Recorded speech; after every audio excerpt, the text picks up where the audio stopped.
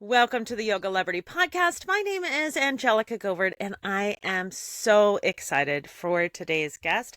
I think that what he has to offer is very different than any other kind of yoga that we're seeing out there. And also, it's going to revolutionize the lives for many people. I'm joined today by Rodrigo Souza, who is an incredible yoga teacher teaching accessible and adaptive yoga. And today we're going to deep dive into his story and how you can get trained with him to reach more people with the power of yoga. If you love our podcast, I would love for you to share it with the world. So definitely share it with your friends, let them know, and make sure to subscribe. Welcome to the podcast, Rodrigo. I'm so excited to have you here. Hello, hello. I'm very excited to be here as well, Angelica. Thanks for having me and for inviting me for the show. We actually did try to record this before and we had some internet issues. So we're excited to get back together and actually record this episode for all of you. So I think probably the best place to start would be if you could tell us really your story about how you came to teach the style of yoga that you do. Right. My name is Rodrigo Souza. I go with the pronouns he and him, and I'm joining you from Southeast Brazil. I was born and raised in Brazil, but I moved to England, to London when I was 22. And I was introduced to yoga when I was about 25. I used to do Bikram yoga, those 26 poses done twice in a hot room. Very physical practice. I loved it. And I did that for a few years. And fast forward time, I moved to Sweden. I fell in love with a Swedish woman. And when I was 33 years old, I fell from an embankment, a small cliff, and I broke my back. So I sustained what they call, in medical terms, a T3 complete spinal cord injury, which means that I broke the third vertebrae of my, spine on the thoracic level, and I became paralyzed from the chest down. I was 33 at the time. It was a very difficult moment for me in my life, and but I had the grace and the privilege to incorporate adaptive yoga into my rehabilitation process. I was in my rehabilitation center, I think like a few weeks after my accident. And I was complaining to my physiotherapist that I had a lot of spasticity, muscle spasticity, and pain. And her name was Anna, is Anna. And Anna showed me a stretch that I could do in bed that, it would decrease my muscle spasticity. And she showed me that pose. I think it's pose number 14 or 13, and Bikram yoga, the one that you're lying down and then you pull your knees towards your chest. And when she showed me that, I joked with her and then I say, Anna, this is yoga. I used to do that back in the days. And then she laughed and then she left the room and then said, I don't know if it's yoga, Rodrigo, but that's gonna help you. And when she left, I remember that I took my computer and I put it in my lap and then I Googled yoga for paraplegics. And I came in touch with Matthew Sanford. He runs a nonprofit called Mind Body Solutions in Minneapolis. And they sent me a DVD and I start practicing adaptive yoga and a disabled body like right after my accident. And I incorporated it into my rehabilitation process and was one of the best things I've done in my life because even though the trauma that I endure was really, let's say, like really challenging at that time, I had the strength to come out of it. Like, let's say, very quick. I come back to life really fast. Yeah, that's really incredible. I actually was lucky enough to meet Matthew Sanford one time at a Yoga Journal Yeah, conference in Fort Lauderdale. Gosh, I think it was been like almost 20 years ago, a really yeah, like forever. But I was really impressed with him. He was a very approachable person, and that's really amazing that they just sent you a DVD like that. Like they were like, "Here, do this." Yeah. And at what point did you decide, like, okay, I really want to share this with other people. I want other people to get the benefit of doing yoga as well. I want to teach this. What made you decide that? Right. I come back to life really fast. I used to say that after 6 months with a broken back in a wheelchair, pain, depression, PTSD, you name it, I start living by myself. Me and the beautiful women from Sweden that I mentioned, we broke up and I rent an apartment. I, relearn myself. I, relearn how to drive a car using my hands. I bought myself a new car and I got myself a job. And my rehab instructor at that time told me, Rodrigo, you come back to life really fast. I haven't seen someone with this emotional stability for a long time. I think you might be able to help a lot of people because in Sweden, around 170 and 180 people have, spinal cord injuries every year. Generally, they dive into shallow waters and break their necks, or they have motorcycle accidents. Anyway, and then he told me that a lot of people they even kill themselves. They take a long time to recover. Some of them never recover. And then he invited me to be a rehab instructor. And I am still like very open to the possibilities that the universe throws my way. I was like, why not? And then I start working as a role model, as a rehab instructor in the biggest nonprofit in Scandinavia, a place called RG Active Rehabilitating, where we work organizing camps for newly injured folks. Folks that has gone through trauma and disabilities. They come to us after 6 months, let's say, and we organize these camps by the sea, and we teach them how to swim. We talk about sexuality, bowel program, bladder, how to come back to work, how to live the lives the better they can. And my job at this rehabilitation center was to get them in a better condition. Most of them has been just in and out of hospitals, rehabilitation center, really depressed. And my work was to make themselves feel like it's slightly with more energy in their body. So I start working a lot with cardio. And one of the activities that I had was to take them around, I stroll around the forest in their wheelchairs. And I used to teach them like wheelchairs techniques as well. And one of these situations, one of these strolls, like a peer, a friend of mine, complained about being tired. And then I asked him, Matthias, why are you so tired? It's just breakfast, brother.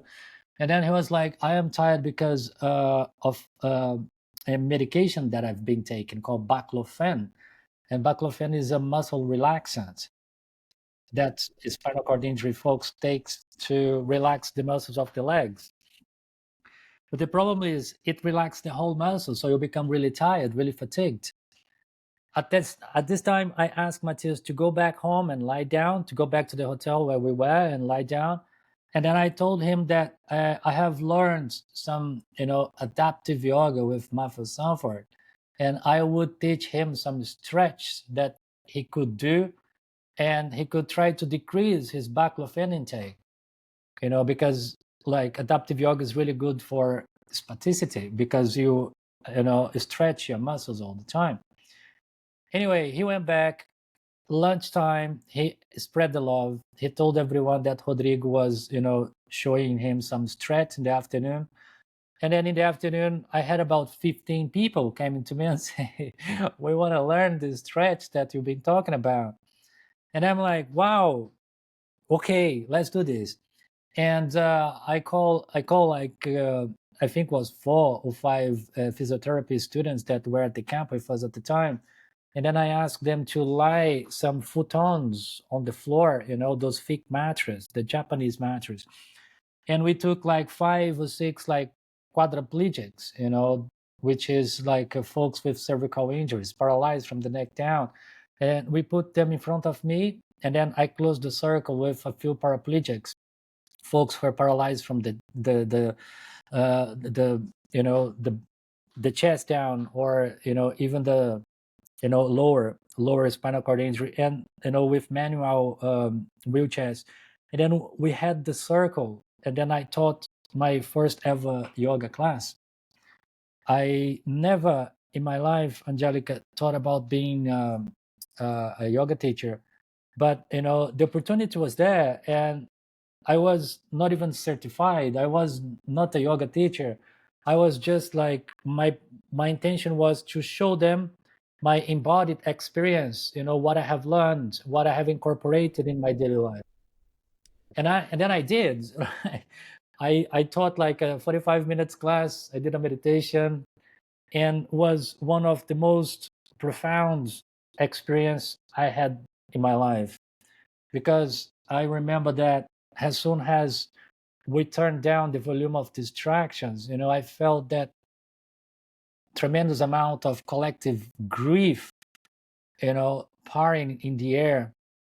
And we had folks from different backgrounds in that room, like young, old, like rich, all different backgrounds, but everyone was grieving. Everyone was collectively going through a really hard time, because spinal cord injury is a huge trauma. And I found myself there. I moved with them consciously. I stayed with them consciously, and we put them back in the chairs. And in the end of the practice, some of them came to me, and they gave me really, really, really beautiful feedback. I never forget. I had a woman that came to me. Her name is Biban. She fell from a horse, and she had a broken her neck. And she looked at me, and then she said that, Rodrigo, I haven't been safe in my body since my accident, and this was the first time that I revisited myself, right? And when she said that to me, I want to cry. But I was a little bit, with shame of crying in front of everyone. And I remember that I went to this toilet right beside this room, and then I cried crying, because until that point, Angelica, never had helped anyone, right? Never. My background is in arts. I used to do theater. I used to work as a bartender. I never had the grace to, help someone be present in their bodies. And, I realized that I come back really fast to life was not because I was doing like all these different adaptive yoga asanas or poses, but the fact that I was revisiting my body every day, you know, I healed, not completely healed, but I embraced my trauma as it was, you know, because one thing that happens is when you go through spinal cord injury, your body is not something that is welcoming anymore. You tend to dissociate yourself from it, because Yeah. your body reminds of things that you can no longer do. So it's not a familiar place. And the practice of yoga brings yourself back to your body every day. You stay there, and you heal trauma going through it, not bypassing it. So I realized, how privileged I was that I had access to the tools of mindfulness, of adaptive yoga, and incorporated that in my life, in my rehabilitation process. And when I realized that, I had a tremendous amount of responsibilities, because I knew that my peers didn't have access to these tools. No one, no one has access to these tools if they have a disability. Yoga, especially the westernized version of it, are only designed for one type of body only. If you have a disability, if you live in a non-normative body, you are excluded of the practice. There is no yoga studio that serves this population. There is no yoga teachers that teach yoga to disabled folks, and there is no representativity out there neither. Like, I can count in both hands how many yoga teachers that use the wheelchair to get around. So it's like there's so much work to do. And in the other hand, my peers, the people who has experiencing trauma right now, they are relying on the medical model, that are filling us with antidepressants, opioids, all the medication, all the pharmaceutical you can think about, and they are treating the symptoms. They are not looking at us holistically.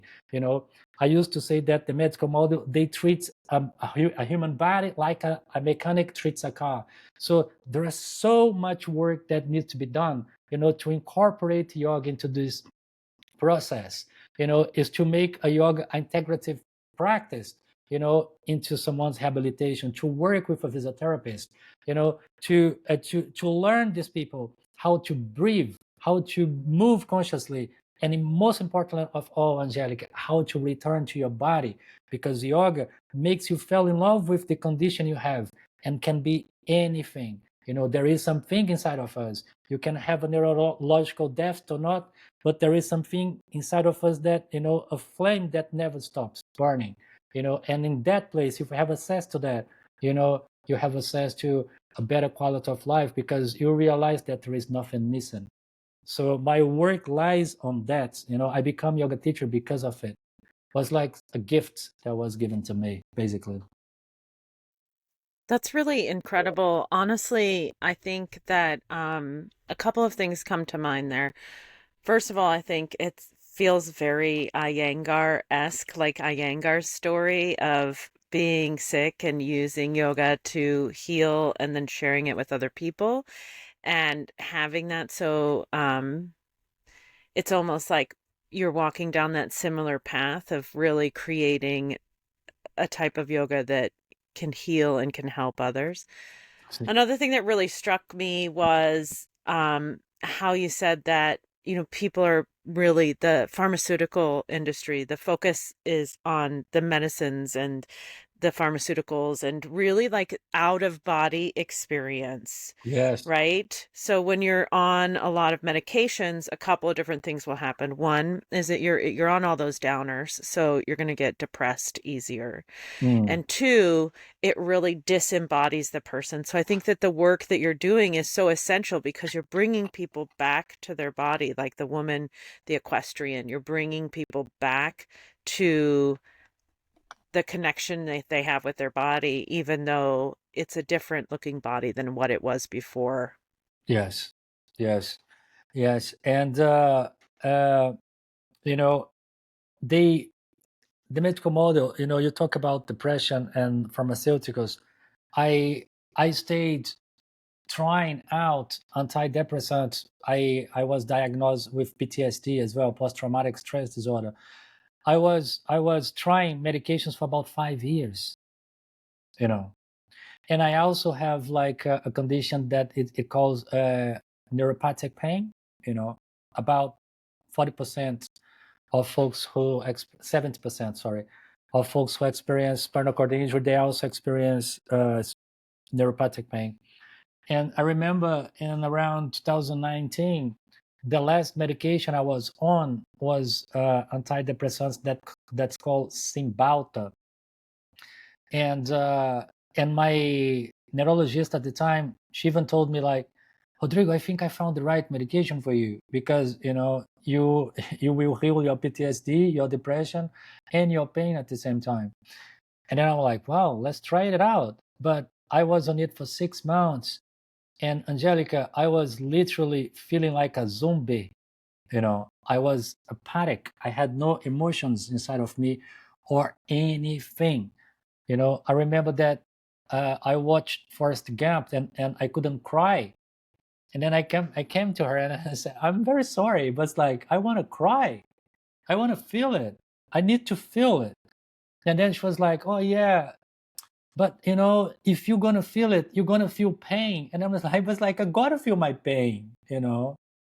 Like, I cannot just avoid it. It's like, yes, I need to feel my pain. I need to feel my anxiety. I need to come back of feeling human again. So I drop all the medications, and I jump really heavily into mindfulness. I start studying with like another teacher called Vijamala Birch, And I dive deep into adaptive yoga as well, and I use those two tools, to manage anything that I had to manage. And today I learned how to deal with my anxiety and my PTSD with my breath. you know I deal my my rapid heart rate, my everything, my dysregulated nervous system. I deal with it only breathing, Angelica, only with my breath. I'm driving my car, I feel, the anxiety coming. I do like long exhales driving. It's gone, it's over. No one in the medical model, like, neurologist that has been to school for 9 years, has been like working with this population for about 30 years. No one told me, Rodrigo, use your breath.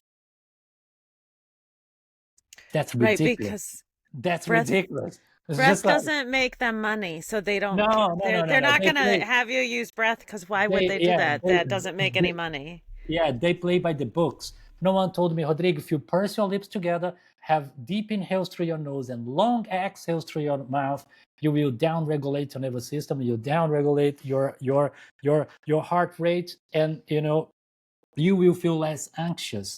No one told me that, right? No one told me that if I sleep well, if I eat well, if I socialize, if I get sunshine on my skin, if I treat myself holistically, if I move, especially move consciously in your body, you will treat depression. No one Mm-hmm, ever told mm-hmm. me if I wake up early and do a cobra, in beds, and do like a butterfly in bed, or stretches in bed before I jump from my wheelchair, I will have less spasticity. No one ever told me that, you know. And I am a Right, living right, yeah. proof. I am a living proof that it works. So like I have this huge responsibility because I need to make disabled folks that know that there is like tools over there that you can use, and you can have a better quality of life. Not necessary that you're going to ditch all the pharmaceuticals. Far from it. I rely on the medical model. I have UTIs. I do take antibiotics. I do take like painkillers sometimes, but like we don't rely on it only. There are other tools out there that can do the same work, and it is less invasive, let's say. Yeah. Let's talk a little bit about that, like sharing with the world what it is that you do, because you've created a training that people can take from anywhere in the world, right? Yeah. And get this information so that they can help people in their community, and spread the knowledge of your mission. Can you talk a little bit about what it is that you've created and how people can learn more about what you're doing? Beautiful. My work lies in two fronts, Angelica. In one front, I teach disabled folks yoga. I teach for several nonprofits, and I work with my representativity as well, making yoga accessible to them, making sure they know that yoga's for them, because it can be very intimidating to practice yoga in a disabled body where all the media imageries, shows a different kind of body, let's say. So that's a part of my work. And another part of my work, it's educating yoga teachers to do the same thing. Because the problem today, Angelica, is like, let's say that you want to be a yoga teacher, right? You do take a 200 YTT, yoga teacher training, or 300 hours YTT, and you come out of it with a very rigid mentality of how an asana should feels and looks like, especially aesthetically. you know so like we need to break down so many narratives. And so I created like, let's say, a continuing education training where I give these yoga teachers the right tools they need to go and serve someone in a wheelchair, for example, someone with a disability. So I created a training where I teach folks like asana variations, how to break down asanas for someone in a wheelchair, for someone in beds, how to work with the subtle body, pranayamas, and meditations for folks with disabilities. We talk about right language, how to use invitational language, agency, We talk about ableism, which is a very important topic as well, because if you ever, start to work with this population, you need to be free of bias. You cannot feel sorry for your students, otherwise the power dynamic, you know, works against the student. You need to Mm-hmm. see the student Yeah. through the diagnosis. You need to, you need to see, past, like, all the conditions that the person have, and always meet them where they are. So I created a training that teaches exactly this. It's a 10 hours training, and you can find it on the Accessible Yoga School. It's on demand, and I will have another cohort starting in June. Yeah, in June. So, you sent us all that information. So everything that you need to get involved in what Rodrigo is doing and Yeah, to get that continuing education will be in the description below. And you yeah. could just click through. But also, you have an Instagram, right? That's how we Y- found you. That's actually my assistant found you and sent your profile to me. She's like, "You got to have this person on the podcast." And I was like, "I do, I do. Let me message them." So what is your Instagram handle? My Instagram handle is Alihopa Yoga. It's ALLYHOPA,